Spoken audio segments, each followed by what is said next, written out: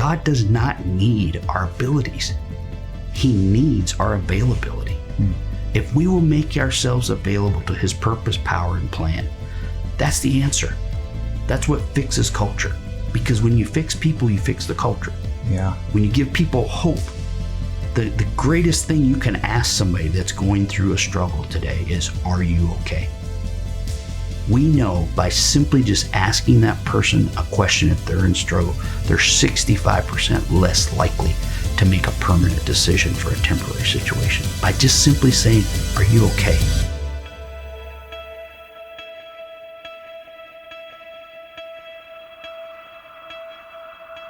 Judge Mack, thanks for joining me. When you texted me this morning, we were preparing for our interview, you said that you were busy doing some death inquests. Yes, sir.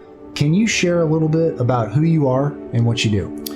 In addition to my judicial responsibility as a judge of Justice Court here in Montgomery County, Justice Court 1, in our county, I'm also the coroner. When anybody passes away, whether that's accidental or natural, homicide, suicide, suspicious circumstances, we are in charge of doing a death investigation that involves doing an inquest, determining the cause and manner of death. And so I get to go to these scenes and get to be with families when, you know, they get the worst news of their life. Some days it's very difficult to do that part of my job, especially when you're dealing with young people or you're dealing with a suicide or a traffic fatality. It is part of our jobs. Most counties in Texas have a coroner system. It's fair to say you've seen a lot of deaths. Yes, sir. Yeah.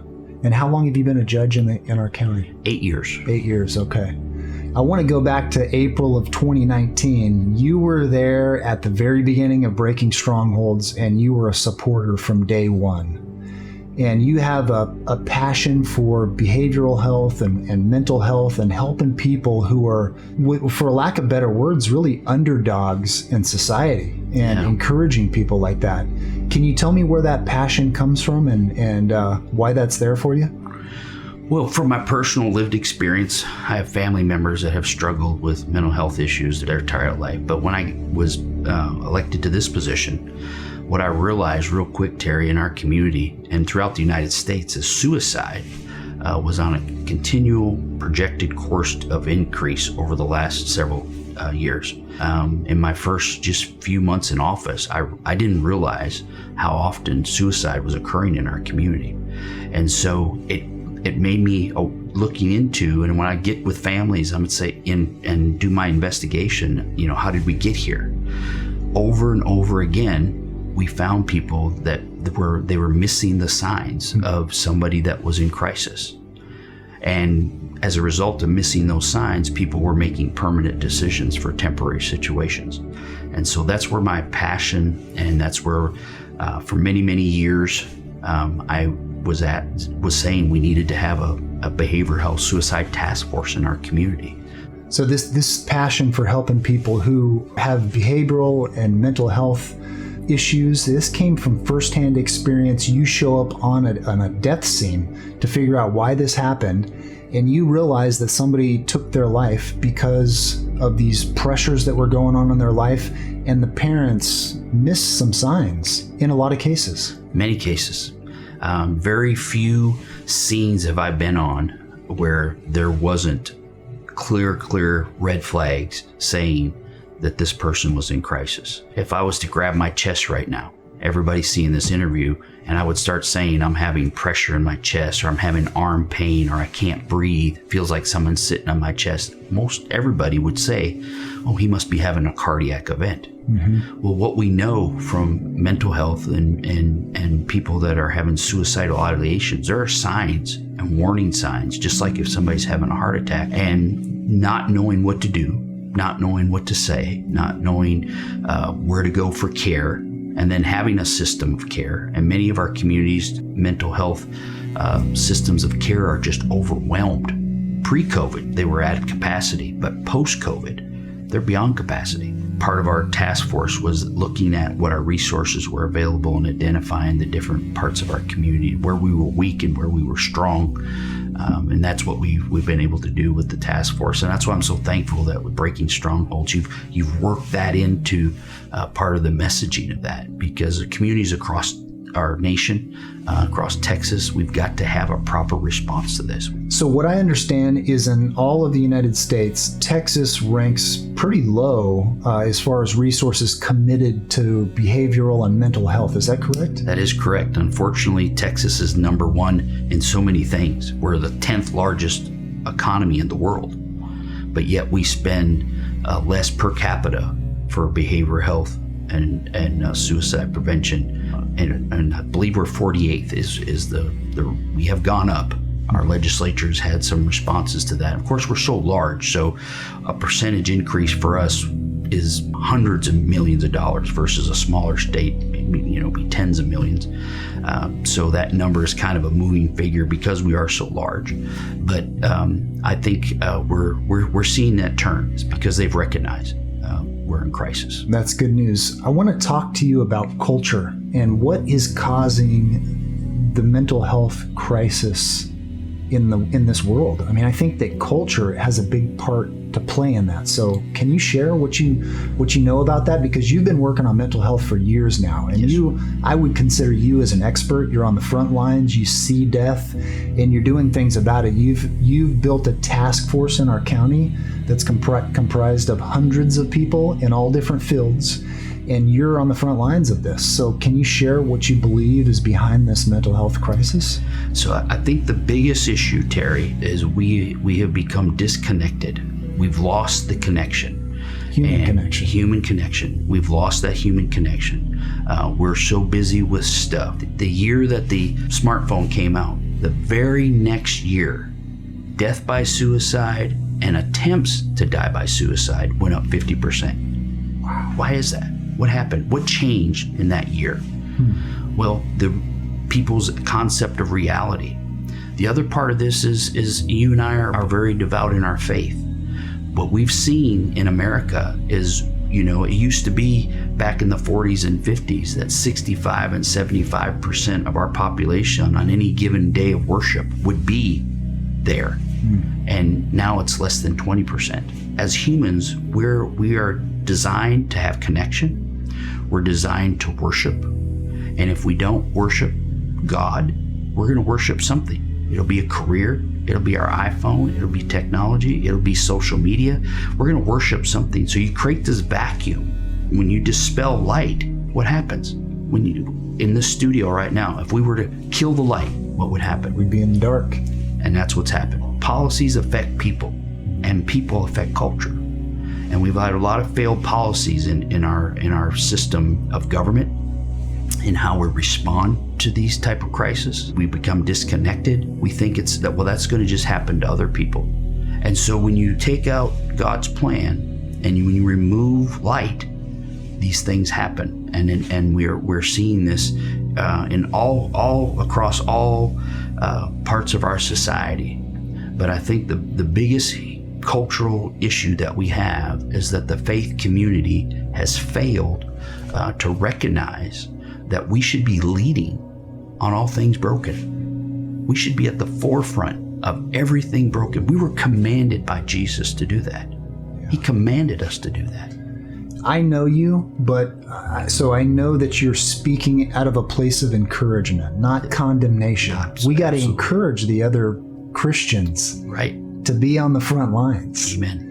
And so what we're doing in media, in fact, the very first gathering we had was this cast reveal, and we had some prizes there, and you bid on a cameo, and you got a cameo, so you're in episode 1 of the show. What do you think about Christians and the faith community being in media? We need to be leading in media. It shouldn't be Hollywood that's leading with this. The faith community should be at the forefront of that.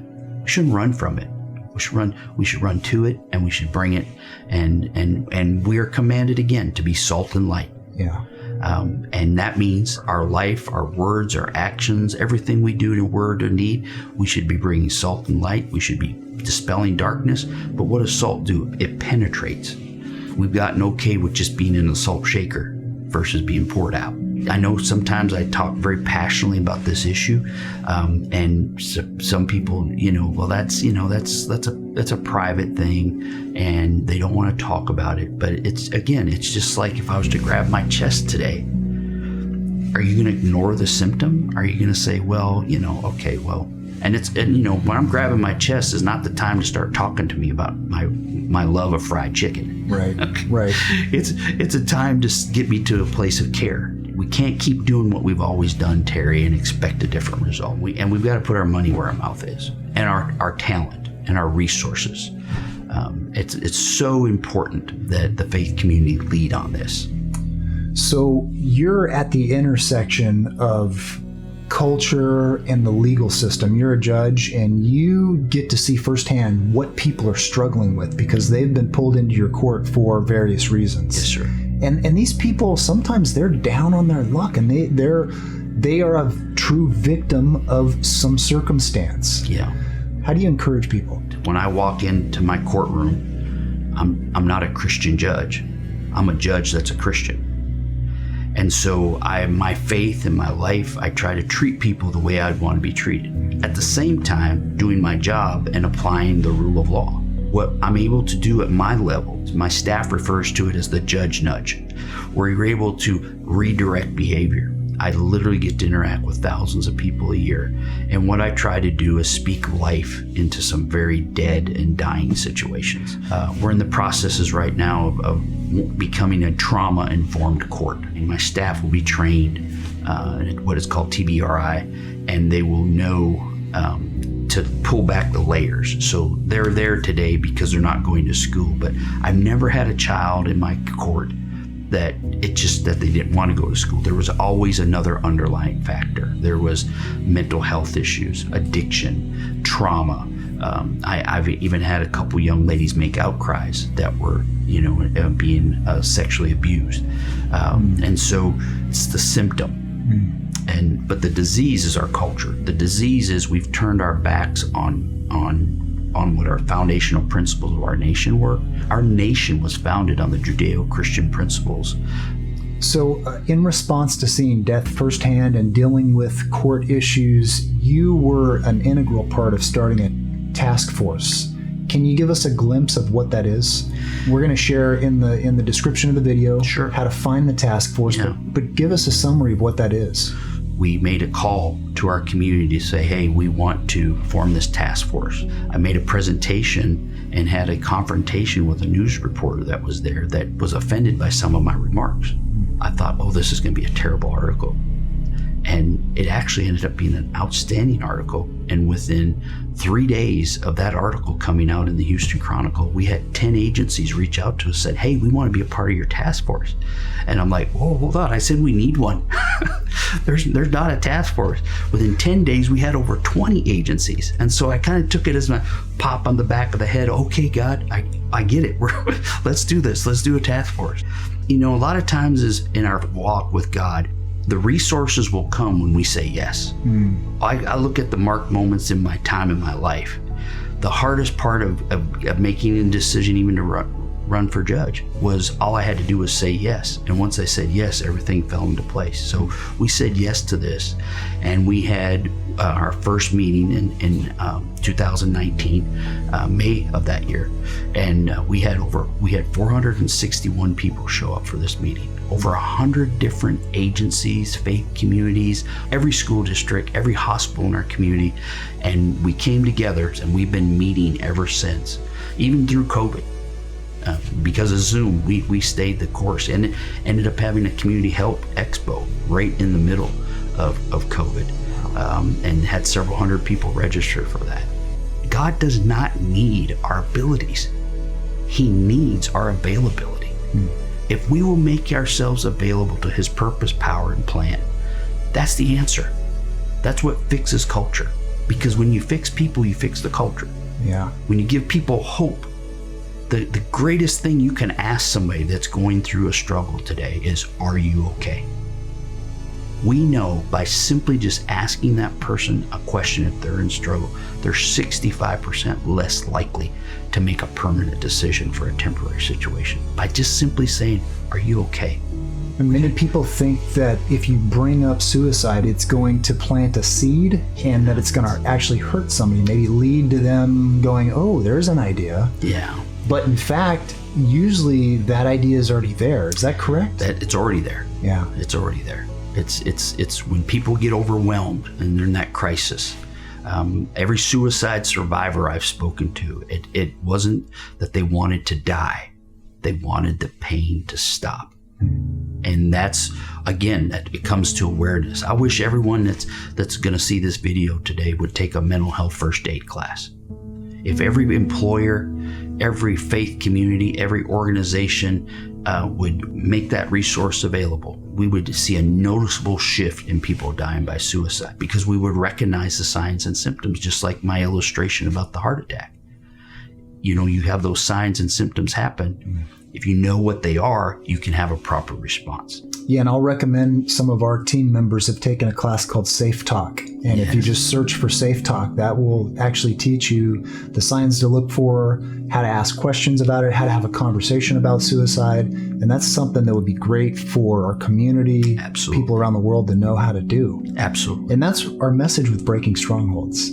If we notice something, let's talk about it. Yes. See something, say something. Yeah, that's good. And again, we've got to make ourselves available to this. I've known you for years now, and I see you first as a community leader. I also see you as a judge, but I see you as a great man of God, and you do other things in our community. You have an annual prayer breakfast. You have a team of chaplains who volunteer to meet people in crisis. When there's a death, you can help dispatch chaplains who volunteer their time to go out on this death. And you don't brag about that. I wanted to bring that up because you're a good man. And I want to end with a question. And my wife is a registered nurse. She's on the task force. And I said, what should I ask Judge Mack today during your interview? And she said, when you see the amount of death that you see, how do you stay positive? It's God. It's 100% God. And I appreciate your kind words, Terry. And God has certainly blessed me.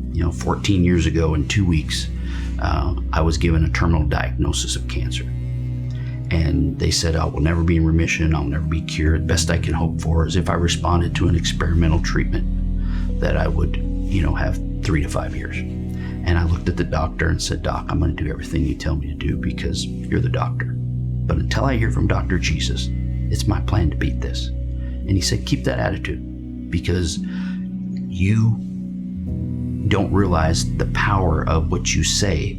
There are people that come in here with less cancer, and as soon as we tell them they have cancer, they give up and die. I said, well, it's not me. And when I was leaving that appointment, I can show you right where I was on 59 and 610 in Houston. And I prayed a prayer, God, I don't know what the future holds, but I know you hold it. But from this moment on, I'm going to live every day like I'm dying. And so when you get told that you're not going to have many more tomorrows, I became unfettered with the things that were distracting me. I say I love you a lot quicker. I say I forgive you a lot quicker.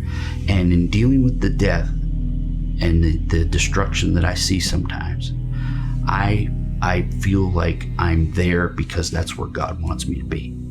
And you do get weary. I got to tell you, some things I've been on. I did one Sunday, a 2-month-old baby.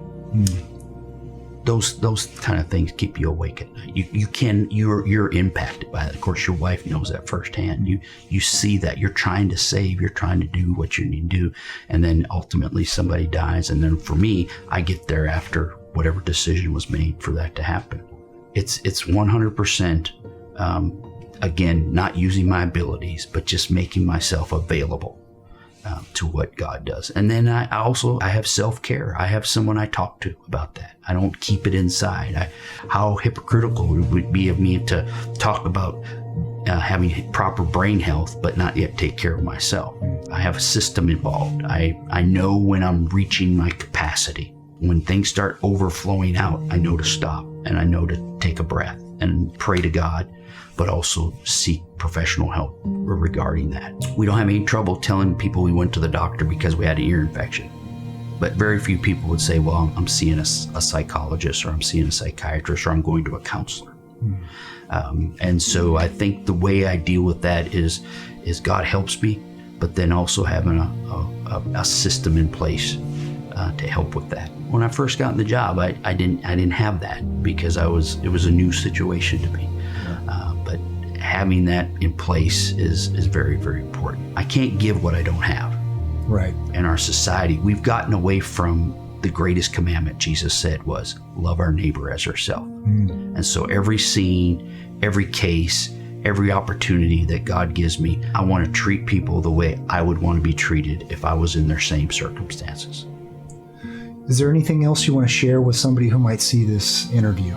If you feel alone, you're not alone. And if you know somebody's in crisis, ask them, are you okay?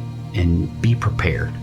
You know, the Bible says to be a workman that needeth not be ashamed, rightly dividing truth, but also empowering and being prepared. For everything, we should be able to give an answer. And the faith community and leaders in our community, our elected officials, we need to be leading in the things that are broken in our society, because it's not going to get better if we keep doing the same thing and expect a different result. So I think my word would be to make yourself available to God and let Him use you and make a difference every day. Well, I know for fact that you've impacted thousands of lives. So I just want to say, from me to you, our team to you, thanks for being a leader in our community. Thanks for being an actor in Breaking Strongholds. Thank you for being a judge and an encourager and everything else you do. Thank you, Terry. I appreciate your kindness. Appreciate you. Thank you.